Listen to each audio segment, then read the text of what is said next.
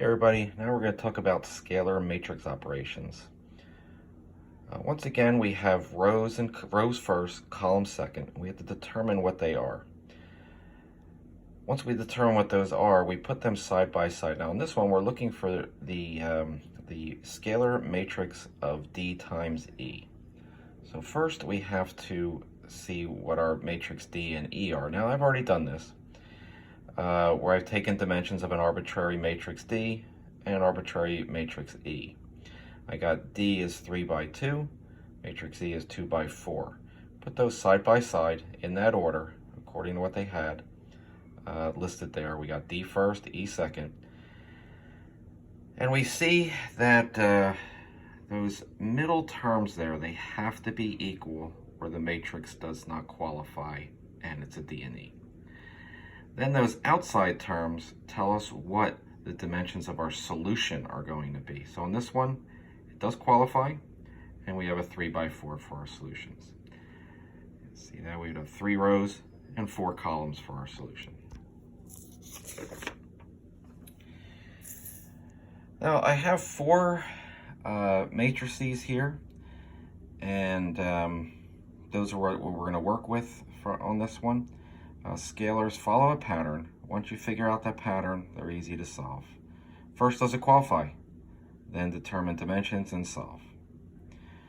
If we go find A times B, A is 2 by 3, and B is 2 by 3. Those middle terms are not equal, so therefore it is a D and E. We cannot do a scalar matrix operation on that. We could do add, subtract, or multiply, but not scalar.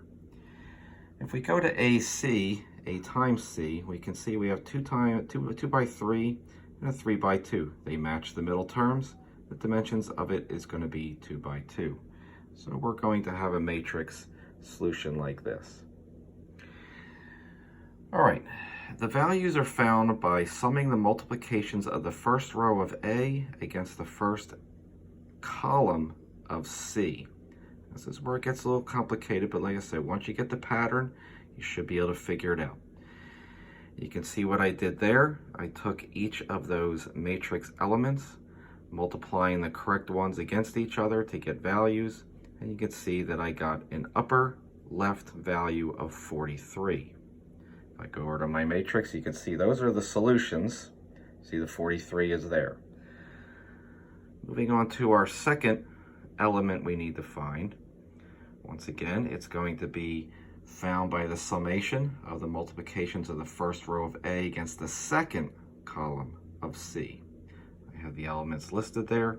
You can see I put the values in there, figured out the math, ended up with 42. Slide over there, you can see upper right corner, 42.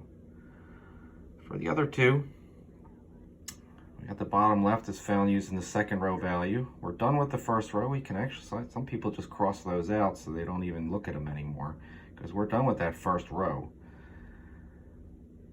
Now we summate the second row values against the first column values of C, and then the same thing with the second row values and the second column values to get that bottom right corner. And you can see those are the solutions for AC. If I go back here and look at my beginning, you can see the dimensions 2 by 2, 2 by 2. You can set that up right away. There's the pattern. I said it's going to take a little while for you to figure out that pattern, but it is, like I said, once you start figuring it out, then scalars aren't so bad. It does take some time though. If you have any questions, feel free to send me a remind message. If it's a longer message, just go ahead and use my email. All right, good luck with those, guys. Talk to you soon.